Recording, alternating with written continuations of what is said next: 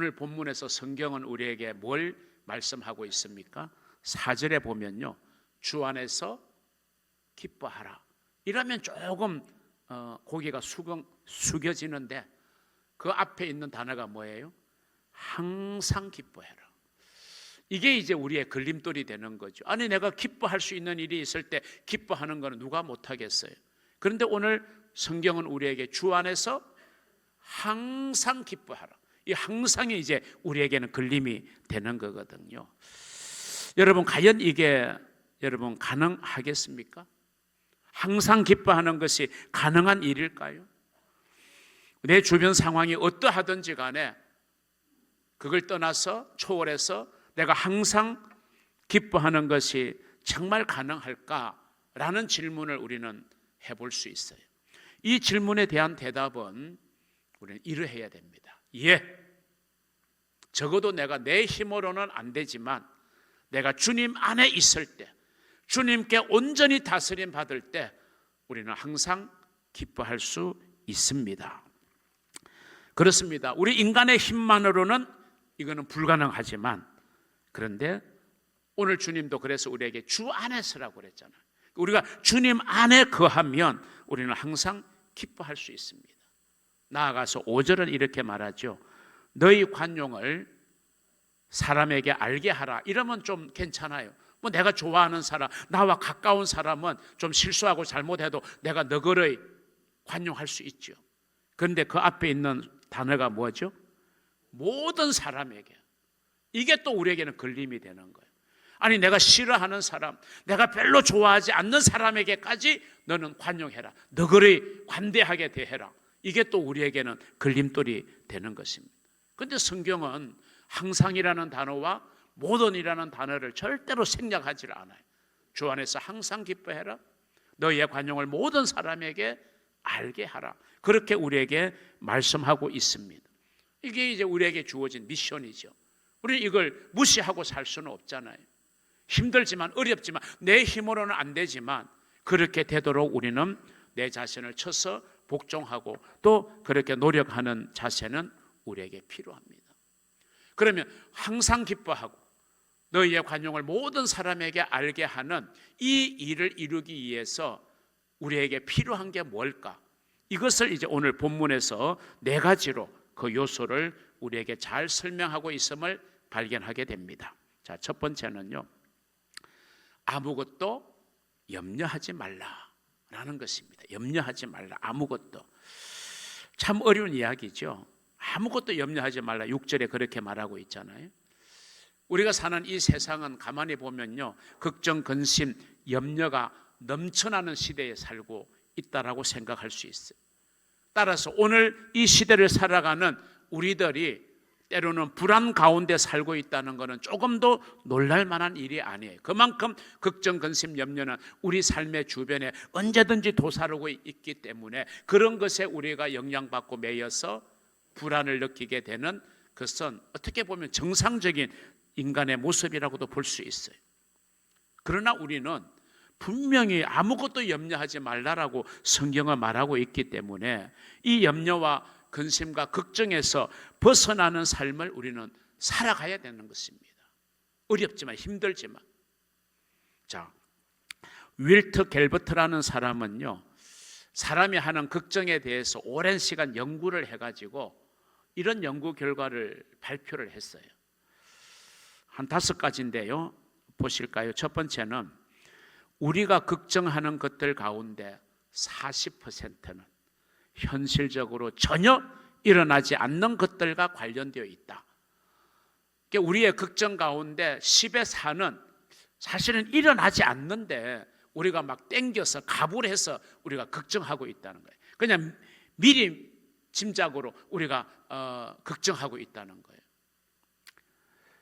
우리가 걱정하는 리스트들 가운데 40%는 사실 우리가 걱정할 이유가 없는 것인데도 불구하고 사람들은 그렇게 걱정에 매여 살아가고 있다라고 말하고 있습니다. 두 번째, 우리가 걱정하는 것들 가운데 30%는 과거에 대한 것이다.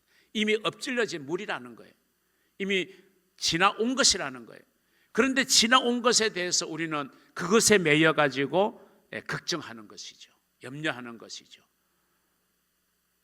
우리가 걱정한다고 해서 과거가 변하는 것은 절대 아님을 여러분은 아실 겁니다. 그리고 그 걱정이 우리의 미래를 좌우하지도 못하는 거예요. 모든 걱정은요, 오늘 저와 여러분, 오늘을 사실은 엉망으로 만들어가는 요소가 걱정, 근심, 염려의 요소라고 말씀드릴 수 있습니다. 그래서 이 갤버트 박사에 의하면 걱정할 필요가 없는, 일어나지도 않는 것 40%, 어차피 엎질러진 물 30%, 10의 7은 70%는 사실 우리가 걱정 안 해도 되는 걸 사서 걱정을 하고 있다, 그런 이야기입니다. 세 번째, 우리의 걱정 가운데 12%는 건강에 대한 염려다, 이렇게 말했습니다. 네 번째, 우리의 걱정 가운데 한 10% 정도는 그다지 중요하지 않다, 사소한 문제들에 대한 것이라는 거죠. 다섯 번째, 단지 우리의 걱정 가운데 나머지 8%, 1, 2, 3, 4를 합치면 92%니까 8%만이 사실은 우리가 좀 수긍할 수 있고 공감해 줄 수 있는 실제적이고 온당한 문제들에 대한 염려, 걱정과 관련되어져 있다는 것입니다. 이 갤버트 박사의 연구 결과를 우리가 100% 신뢰하고 안 하고를 떠나서 우리에게 분명한 인사이트를 주고 있는, 우리에게 뭔가를 생각해 보게 하는 그런 연구 결과임에는 틀림이 없습니다. 여러분, 한번 조용한 시간을 가지시고 과연 내가 그동안 걱정해 왔던 것의 목록을 한번 새겨보면서 이 월터 갤버트 박사의 이야기가 나름대로 여러분이 공감 가는 부분이 있다면, 우리는 분명히 내 안에서, 내 삶에서 일어났던, 표현했던 수많은 걱정, 불안, 근심, 염려를 우리는 조금 더 낮출 수 있는, 조금 더 그 빈도와 그 횟수를 낮출 수 있는 그런 노력은 저와 여러분에게 분명하게 있어야 된다. 자, 그래서 이 갤버트는 그런 사람이 그런 상황이라면 어떻게 걱정을 해결할 수 있겠느냐, 그 나름의 방법을 소개하고 있는데요, 무엇보다도 먼저 하루 중에 걱정하는 시간대를 정하라는 거예요. 두 번째는 그 걱정하는 시간대에 나머지 92% 가지고 걱정하지 말고 8% 가지고 걱정해라. 그러면 우리에게서 걱정이, 근심이, 염려가 굉장히 감소되고 또 그것은 아무것도 아닌 것을 우리가 경험하게 될 것이다, 이렇게 말하고 있습니다. 예수님은 이런 말씀을 하셨어요. 너희는 내일 일을 위하여 염려하지 말라. 내일 일을 위하여 염려하지 말라. 오늘 하루하루에 최선을 다하며 살라라고 하는 것이죠. 지나온 과거에 대해서 얽매여서 앞으로 나가지 못하는 삶이 아니라 지나온 과거는 거울로 삼고 반면교사로 삼고, 그리고 아직 주어지지 않냐 하는 미래를 미리 땡겨서 염려하지 말고 오늘 네가 하루하루 최선을 다하여 감사하며 살면 내일도 너에게 아름다운 날이 되어질 것이라는 사실로 우리가 받아들일 수 있는 거죠. 아무것도 염려하지 말라는 오늘 이 성경의 말씀은 정말 뜬구름 잡는 이야기가 아니라 얼마든지 주 안에서 이루어질 수 있고 가능할 수 있다라는 그런 확신을 우리에게 갖게 하는 말씀인 줄로 믿습니다. 여러분, 정말 걱정, 근심, 염려의 포로에서 벗어나는 그런 저와 여러분 되기를 우리 주님의 이름으로 축원합니다. 두 번째는요, 모든 일에 기도하라는 거예요. 모든 일을 위해서 기도하라, 그렇게 오늘 본문 6절은 말하고 있어요. 자, 모든 일에 기도와 간구로 너희 구할 것을 감사함으로 하나님께 아뢰라 라고 말씀하고 있어요. 이 말씀은 이렇게 바꿔 볼 수 있어요. 자, 우리가 걱정하는, 염려하는, 근심하는 시간이 있어요. 그럼 그 걱정하는 시간을 무슨 시간으로 바꾸라? 기도하는 시간으로. 내가 집에 앉아서 걱정에 휩싸여 있을 그 시간을 그 자리에서 기도하는 시간으로 바꾸라는 거예요. 걱정하는 시간을 기도하는 시간으로 바꾸면 되는 거예요.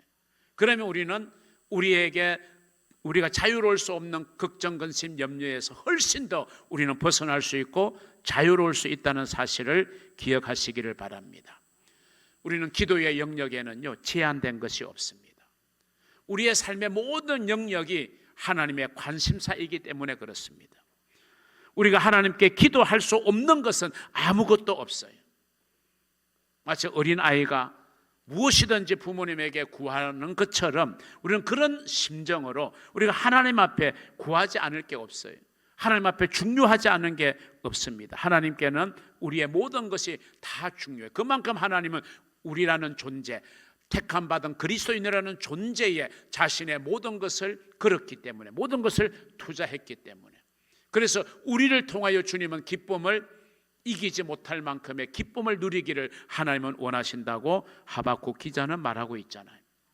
이 기도는요 우리가 가지고 있는 모든 무거운 짐들을 내려놓을 수 있는 좋은 도구, 이게 여러분 기도입니다. 세상을 살아가는 저와 여러분이 짐이 없을 수가 어디에 있겠어요? 걱정, 근심, 염려를 안 할 수가 어디에 있겠어요? 다 하게 되죠. 그러니까 그런 우리를 알기 때문에 오늘 주님은 우리에게 강력하게 고면하는 거 아닙니까? 염려하지 말아라. 네가 염려함으로 키를 한 자나 더 할 수 있느냐? 네 힘으로 할 수 없는 거, 안 되는 걸 왜 네가 염려함으로 말미암아 네 마음의 평안을 잃어버리느냐? 그렇게 주님은 말씀하시잖아요. 여러분, 우리의 모든 짐을, 모든 걱정, 근심, 염려의 짐을 내려놓을 수 있는 정말 좋은 도구, 그게 바로 기도인 줄로 믿으시기를 바랍니다. 기도함으로 여러분 염려에서 벗어나 마음의 평안을 누리시기를 주님의 이름으로 축원합니다. 베드로전서 5장 7절은 이렇게 말합니다. 너희의 염려를 다 누구에게? 주님께 맡겨라. 맡긴다는 것은 기도하라는 거예요. 주님, 내가 이런 염려가 있습니다. 이런 문제가 있습니다. 주님 앞에 맡깁니다. 내어놓습니다. 주님 앞에 맡기라는 거예요. 왜 그렇게 할 수 있느냐? 이는 그가 너희를 돌보심이라. 우리는 하나님의 돌보심을 받는 거예요. 어린아이가 부모에게 자신의 상황을 다 이야기하면 어떤 방법이든지 간에 울든 때를 쓰든 어떤 방법으로든지 간에 자기의 필요를 부모에게 표현하면 당연히 정상적인 부모라면 그 아이의 필요를 돌볼 수밖에 없는 거죠. 여러분, 우리 하나님께서 우리의 필요를 외면하시지 않습니다. 우리의 필요를 하나님은 다 아시고 우리를 돌보아 주십니다. 단지 우리가 맡기는 것, 우리 하나님 앞에 기도하는 걸 하나님은 원하셔요. 그러면 하나님은 이제 역사하기를 시작하는 것입니다. 하나님께서 여러분의 모든 삶의 영역을 돌보아 주실 수 있도록 여러분의 삶의 모든 영역을 하나님께 맡기고 기도하는 여러분이 되시기를 주님의 이름으로 축복합니다. 세 번째는요, 범사에 하나님께 감사하라 이렇게 말하고 있어요. 오늘 6절에 보면요, 감사함으로 하나님께 아뢰라 그랬잖아요. 감사함으로. 우리가 기도할 때도 물론 염려의 문제, 걱정의 짐을 가지고 하나님 앞에 무거운 마음으로 왔지만 우리가 기도하면요 감사가 있어야 되는 거예요. 왜? 여러분, 믿음의 기도는 하나님의 응답이 있잖아요. 그럼 응답을 주실 것을 믿으면 우리 하나님 앞에 감사할 수 있는 거죠. 그래서 기도도 감사함으로 하나님께 아뢰라 그렇게 말하고 있는 거예요. 여러분, 어떤 사람의 마음이 가장 건강한 사람일까를 생각해 보면요, 우리는 흔히 사랑하는 마음이라고 생각해요. 우리가 사랑하는 마음이 정말 건강한 마음이다. 물론 맞죠. 그런데 그거보다 조금 차원을 더 높이면요, 사랑하는 것보다 더 건강한 마음은요, 감사하는 마음이에요. 감사하는 마음이에요. 여러분이 가족에게 사랑을 표현할 수 있어요? 그런데 더 차원 높은 것은요, 감사를 표현하는 거예요. 너 때문에 내가 정말 감사하다. 예, 행복하다. 예. 설교 도와주셔서 감사합니다. 그렇죠. 너 때문에 정말 나는 감사하고 행복하다. 이 감사가 가장 건강한 마음인 것입니다.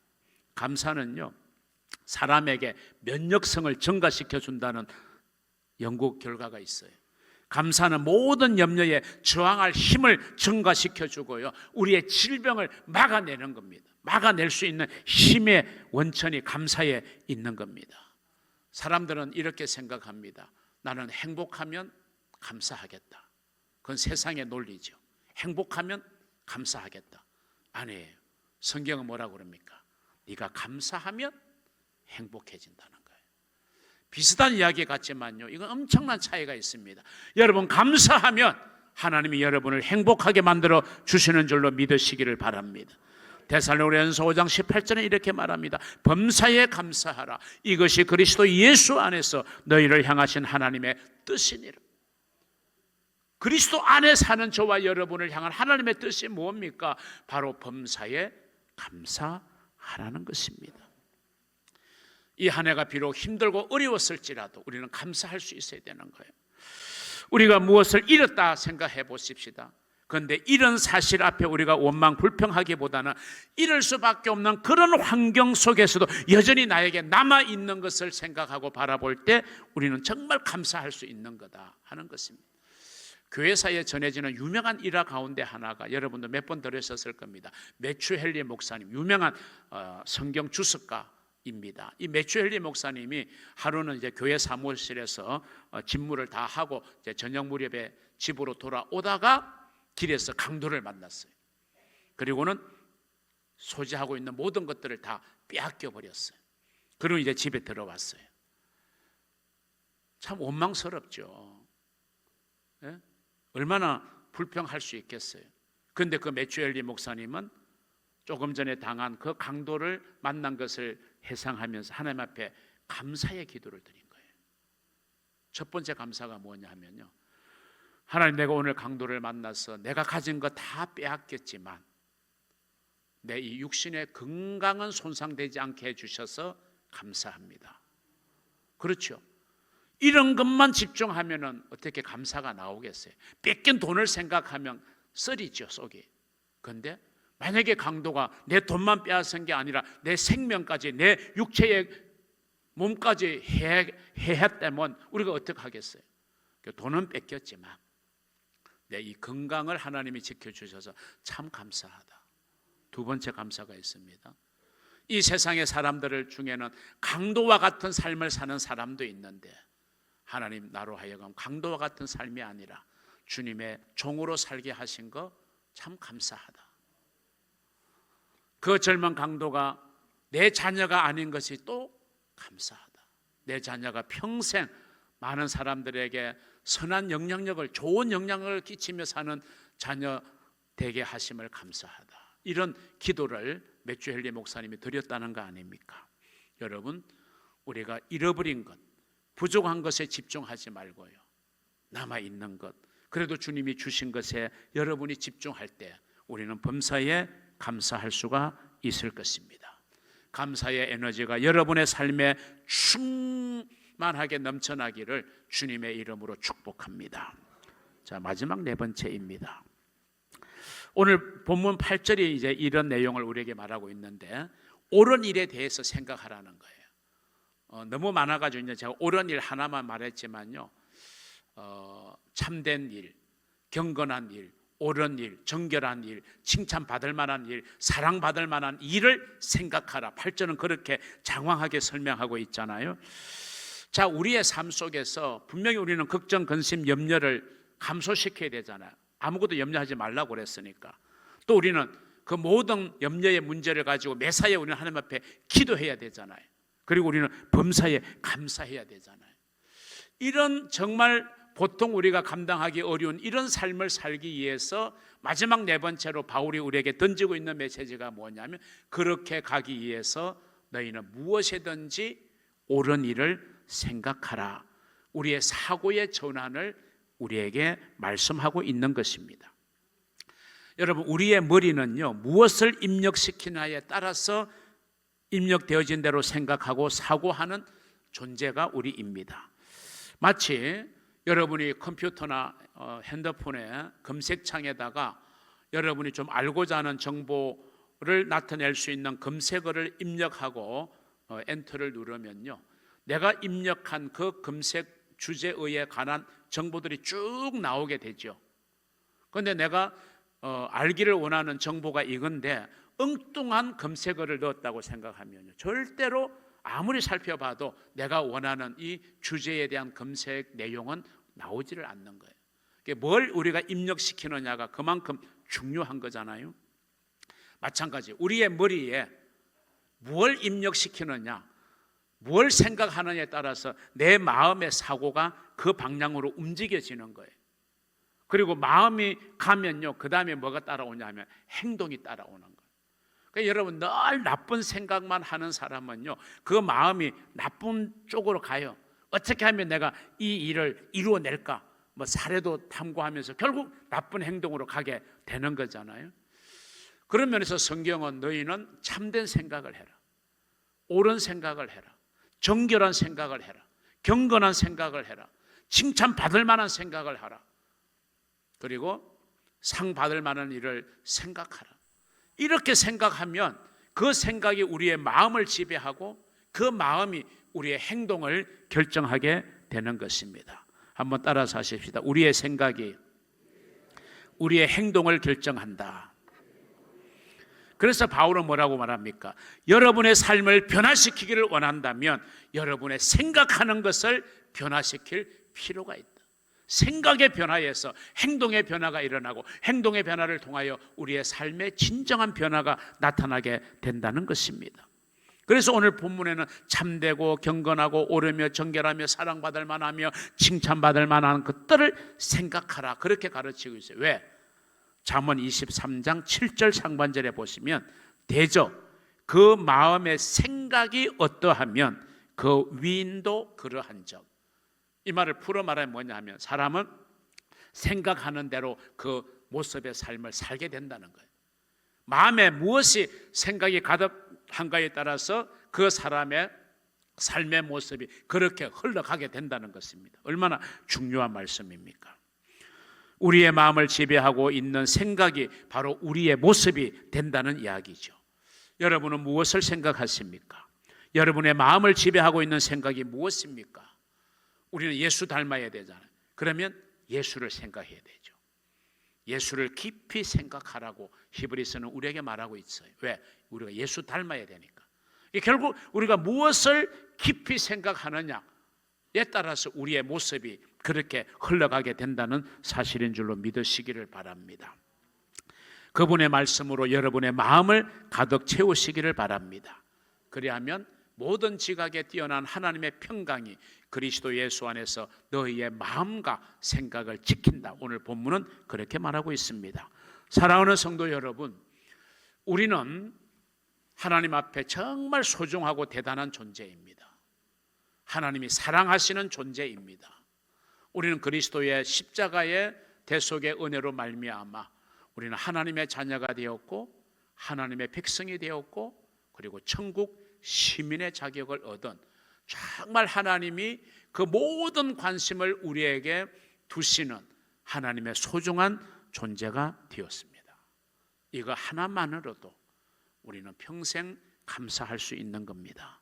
그렇게 살아가는 저와 여러분이 되기를 바랍니다. 그런 하나님의 자녀이기 때문에 여러분 아무것도 염려하지 않는 삶을 살아가는 그런 성숙한 단계에까지 나아가시기를 바랍니다. 그리고 그 과정 속에 수반되는 모든 걱정, 근심, 염려들 여러분 홀로 싸며 고민하지 말고 얼굴 찌푸리지 말고 그 모든 것을 위해서 하나님 앞에 내어놓고 기도하는 삶을 통해서 여러분의 짐이 가벼워지기를 주의 이름으로 축원합니다. 그러면서 모든 상황 속에서 우리는 하나님의 일하심을 받아보고 하나님의 위대하심을 바라보고 감사하는 삶을 살아가는 여러분이 되시기를 주의 이름으로 축원합니다. 그리고 옳은 일로, 경건한 일로, 정결한 일로, 칭찬받을 만한 일로, 사랑받을 만한 일로 여러분의 마음을 지켜나가는 그런 삶이 되어질 때 정말 하나님이 기뻐 받으시는 저와 여러분의 삶이 되어서 우리가 하나님의 선한 도구 의의 병기로 온전히 되려지는 놀라운 축복의 역사, 그런 다짐과 결단의 역사가 이 추수감사주일 여러분의 마음의 다짐으로 하나님 앞에 올려드리는 진정한 추수감사의 예물이 되기를 우리 주님의 이름으로 축원합니다.